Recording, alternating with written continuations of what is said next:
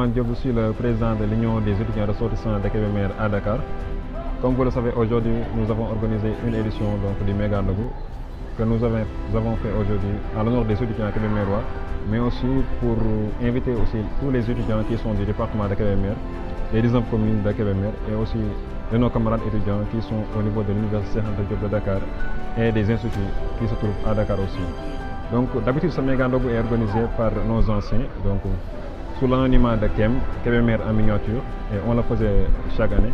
Cette année-ci, nous avons pris l'initiative de le faire donc, pour mieux imprégner l'idéologie de la structure qui est l'amicale des Kébémerois, donc, mais aussi pour continuer sur la perspective qui est de regrouper les étudiants de Kébémer, de partager et d'échanger sur des thèmes qui nous concernent en tant que citoyens de Kébémer. Cette activité a été la plupart du temps organisée par Kébémer en miniature. Mais cette année-ci, l'amicale a décidé de prendre ses propres responsabilités car cela relève de ses compétences en fait. Et cela va dans le sens de renforcer les liens et de tisser des liens entre les étudiants kébémerois.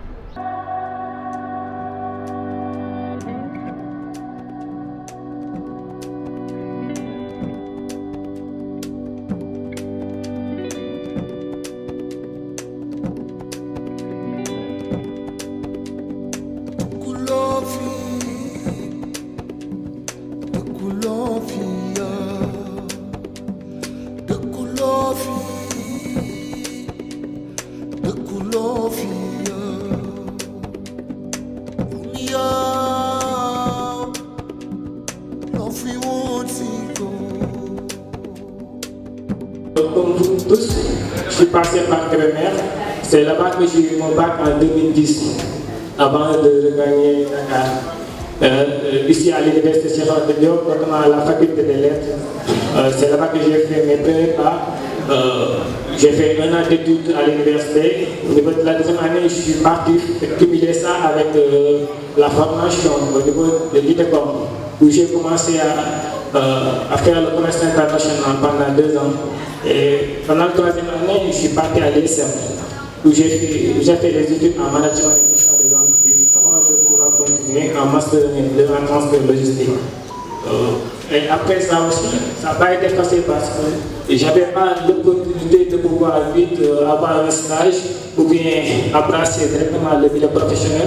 Je suis retourné à Kébémer et j'ai commencé à faire des petites activités.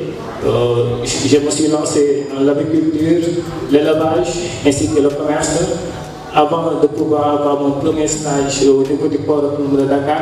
C'est de là que tout a commencé. Ensuite, j'ai été au port en 2016-2017 avant de monter mon propre structure en 2018. C'est cette présentation que je pouvais faire en moi.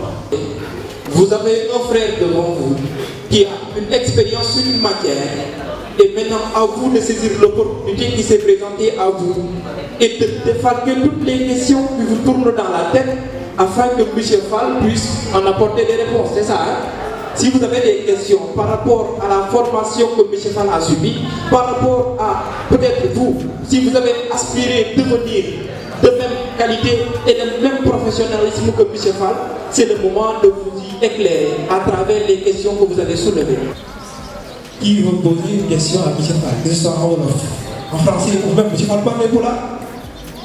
Non. Après avoir obtenu ma licence en management et gestion des entreprises, de pouvoir faire le master et master 2 en transport et logistique. Mais je ne sais pas trop ce que vous étudiez en tant que sociologue, je ne sais pas trop. Mais si j'avais un aperçu plus clair sur les matières au moins que vous faites là-bas, ou bien de ce que vous faites en réalité, là au moins je peux vous orienter. D'abord le pouce pour demander la formation pour le entreprise.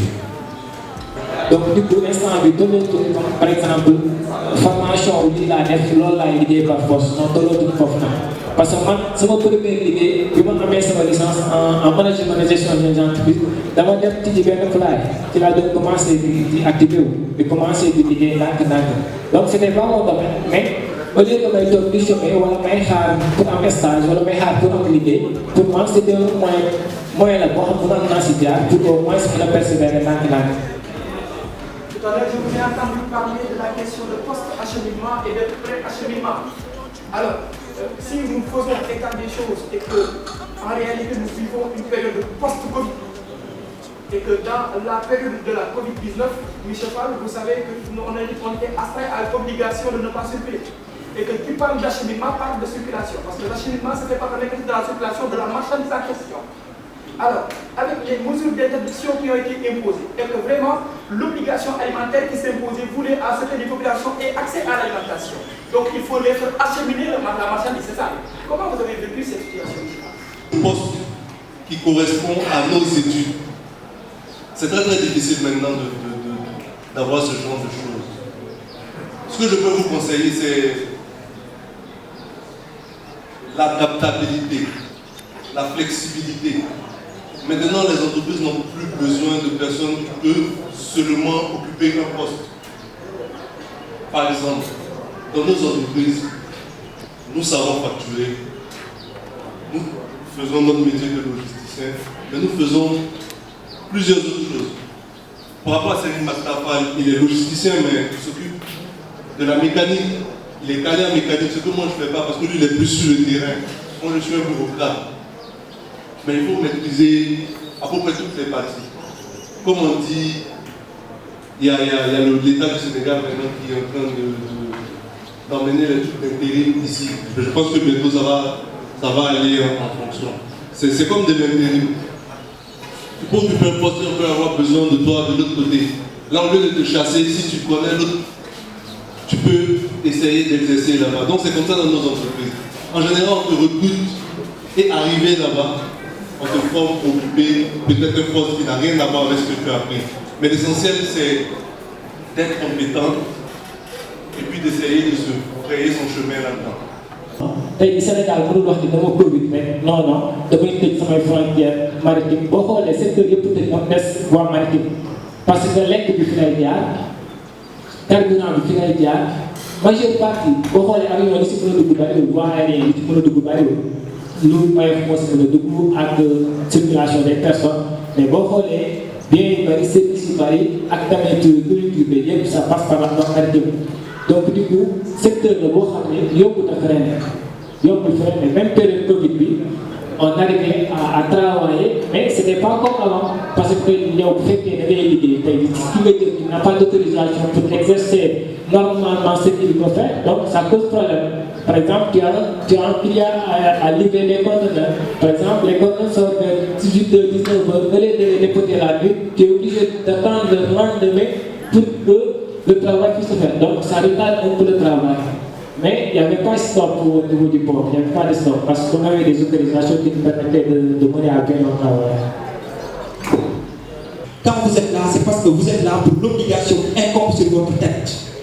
Quand vous êtes là, c'est parce que vous êtes là à cause des parents qui sont là-bas et qui nous attendent. Quand vous êtes là, messieurs et madame, c'est parce que vous savez ce qui vous attend. Vous avez tous des cartes d'étudiants. Ce que nous devons faire alors, c'est étudier et rien d'autre, pas plus ni moins.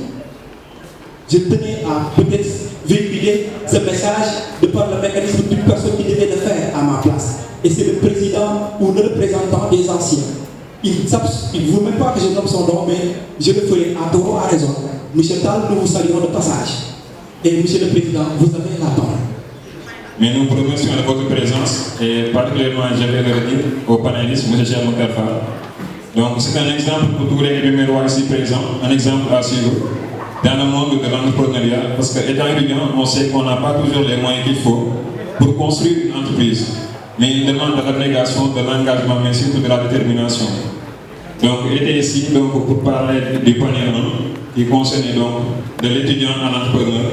Quels sont les moyens qu'on devrait prendre donc, pour être un entrepreneur?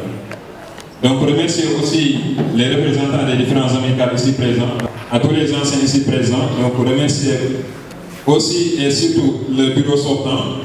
Donc, parce que si aujourd'hui je suis là en tant que président de l'amicale de Kébémer, c'est grâce à eux, ils m'ont forgé, ils m'ont appris à savoir comment travailler au sein d'une institution qui est l'URKD. Donc, je les remercie de passage à travers tous les anciens qui y sont. Donc, à tous les étudiants kébémerois, on a l'habitude d'organiser ce mégandole. On le faisait chaque année sous l'anonymat de Kébémer en miniature. Donc, ce sont les anciens qui l'organisent chaque année, les Moustapha Gaye, Khalifa, et en collaboration avec le bureau de l'amicale qui était. Mais vu qu'on voulait que cela se tienne cette année-ci et qu'ils n'avaient pas pris la décision de l'organiser avec le temps, donc le manque de temps, on s'est dit qu'en tant qu'institution, donc puisque l'idéologie est de regrouper les étudiants de Kébémer à partager et échanger sur les thèmes qui nous concernent, on s'est dit qu'on va donner tout ce qu'on a, donc on va se battre pour que cette journée se tienne. Et on est là aujourd'hui grâce aux panélistes, grâce aux parrains, mais aussi grâce aux anciens qui l'organisaient. Ils nous ont appuyés en termes d'idées, mais aussi en termes de moyens. Donc je vous remercie là-dessus aussi.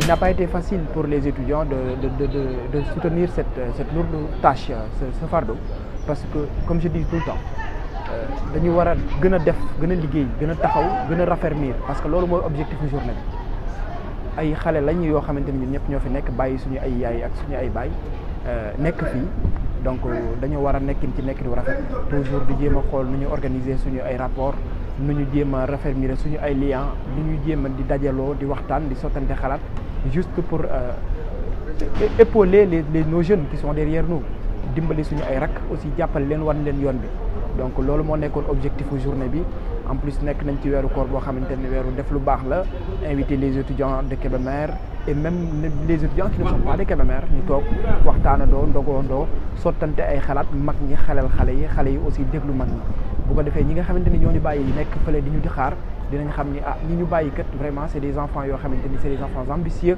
c'est des enfants vraiment déterminés c'est des enfants vraiment yoo xamante ni ils sont engagés ñi ngi nekk ci seen liggéey di ko def ak li ñu leen sant di ko def ni mu waree maa ngi sant ñëpp di gërëm ñëpp. Nous appelons à tout étudiant, ressortissant, sympathisant ainsi que tout fils digne de Kébémer de venir relier la cause car elle est tellement noble, car on est là pour la cause étudiantine kébémeroise, on est là pour les étudiants kébémerois. Donc si nous unissons nos forces, travaillons en synergie, là on pourra peut-être ici faire l'amélioration des conditions de vie des étudiants ainsi qu'à défendre leurs conditions morales et physiques.